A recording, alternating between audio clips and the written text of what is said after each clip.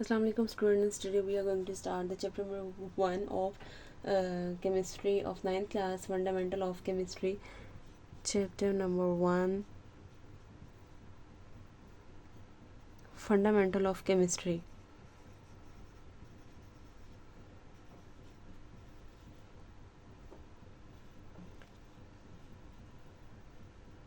Fundamental of chemistry, इसमें सबसे पहले हम जो टॉपिक फंडामेंटल ऑफ केमिस्ट्री में जो हम टॉपिक इसमें करना चाह रहे हैं वो ये है, वो है बेसिक डेफिनेशंस हैं। बेसिक डेफिनेशंस में सबसे पहले हम डिस्कस करेंगे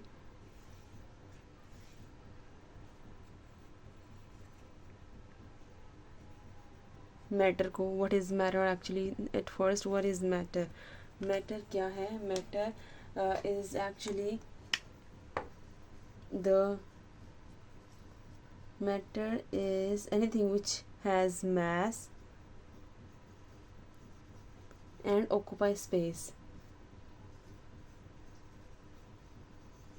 मतलब कोई भी ऐसी चीज़, anything which has mass and occupies space, किसी भी कोई भी चीज़ ऐसी जो कि मैस रखती है और स्पेस ऑक्यूपाई करती है वो कहलाती है मैटर। ठीक है, कोई भी चीज़ दुनिया में, जैसे ये मार्कर है, it has it has some mass and it occupies space, so it is a matter.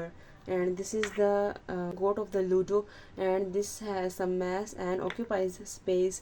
Anything in the world is which has mass and occupies space is called matter. This board is also a matter.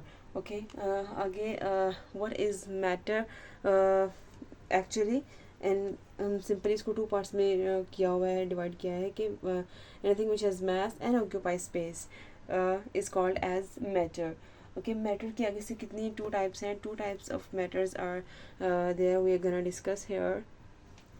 Matter की कितनी types हैं हमारे पास? Matter को हमने classify किया है two types में। Matter, first one is the mixture and the second one is substance. Matter को हमने टू पार्ट्स में डिवाइड किया है, first one is mixture and substance, और सब्सटेंस को आगे फर्दर टू पार्ट्स में डिवाइड किया है, what elements and compounds.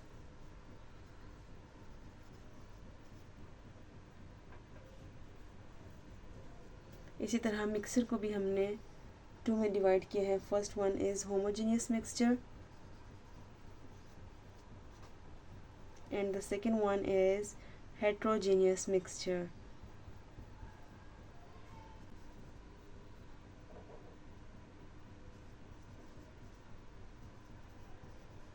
Homogeneous mixture और हेट्रोजीनियस मिक्सचर। लेकिन हम सबसे पहले यहाँ पे हम डिस्कस करने जा रहे हैं सब्सटेंस को। What is substance? एंड इसको आगे से इसकी टाइप्स को हम डिस्कस करेंगे, एलिमेंट्स एंड कंपाउंड्स। तो सबसे पहले हम डिस्कस करते हैं what is substance.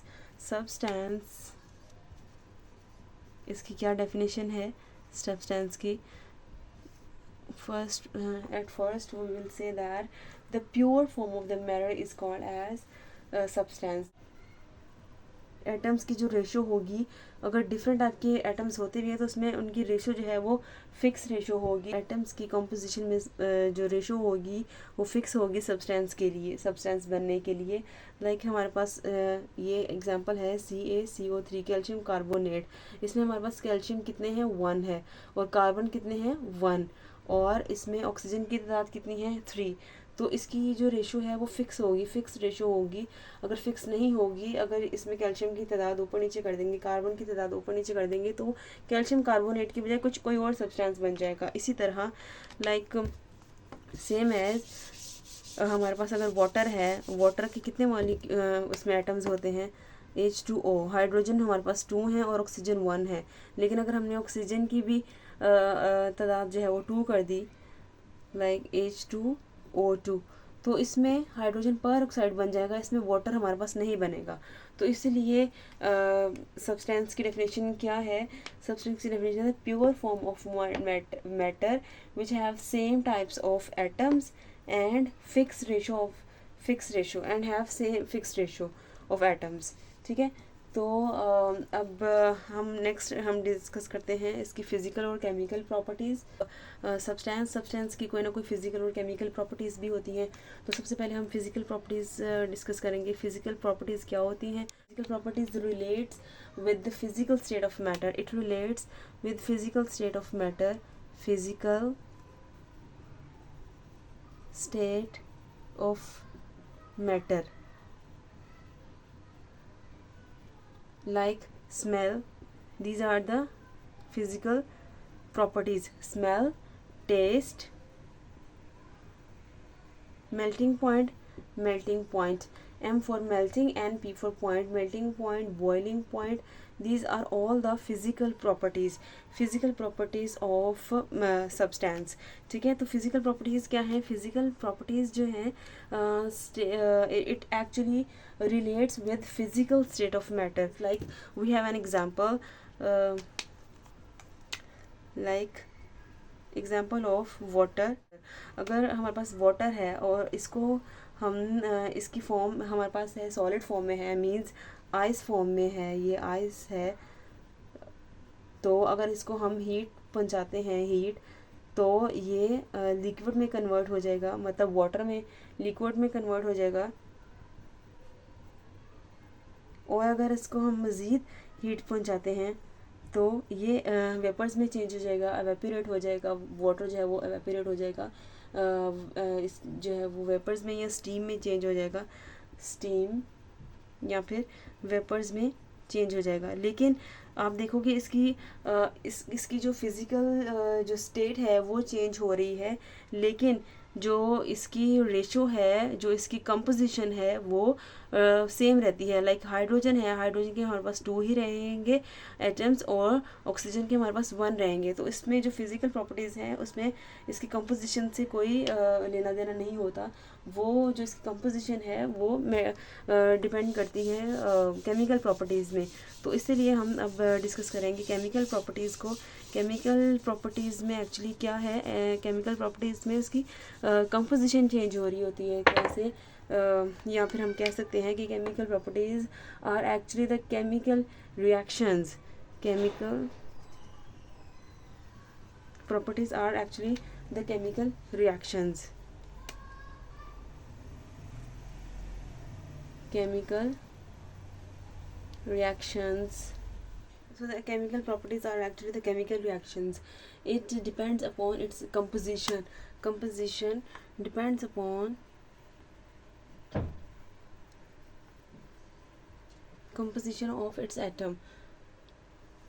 Depends upon composition. मतलब कि कोई भी किसी भी सब्सटेंस में जो नंबर ऑफ़ एटम्स हैं वो किस रेशो से हैं, केमिकल प्रॉपर्टीज़ जो हैं वो इस चीज़ पे डिपेंड करती हैं। फॉर एग्ज़ाम्पल हमारे पास है,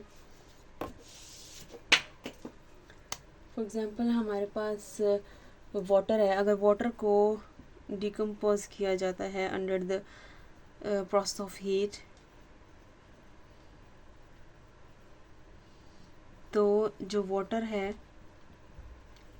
वो कन्वर्ट हो जाता है हाइड्रोजन गैस में और प्लस ऑक्सीजन गैस में। तो इसकी जो प्रॉपर्टीज़ हैं वो वाटर की वो कन्वर्ट हो जाती हैं, वो चेंज हो जाती है क्योंकि न्यू सब्सटेंस जो है वो फॉर्म हो रहा है, हाइड्रोजन और ऑक्सीजन। प्रॉपर्टीज़ क्या होती हैं? केमिकल प्रॉपर्टीज़ आर एक्चुअली ये कि कोई भी सब्सटेंस जो है वो किस तरह से रिएक्ट करेगा और किससे रिएक्ट करेगा। और like NaCl reacts with which and what is called is its chemical properties. एक और एग्जांपल है हमारे पास calcium carbonate CaO plus C carbon dioxide. अगर इसकी ब्रेक डाउन की जाए या डिकम्पोजिशन की जाए तो हमारे पास है calcium oxide plus carbon dioxide. हमारे पास है calcium oxide plus carbon dioxide, और अगर इनका रिएक्शन करवाया जाए, केमिकल रिएक्शन करवाया जाए, तो हमारे पास बन जाता है कैल्शियम कार्बोनेट CaCO3, जिसकी कंपोजिशन बिल्कुल इससे डिफरेंट है, न्यू कंपोजिशन, और उसकी फिर प्रॉपर्टीज़ भी न्यू होती हैं, new chemical properties and new composition.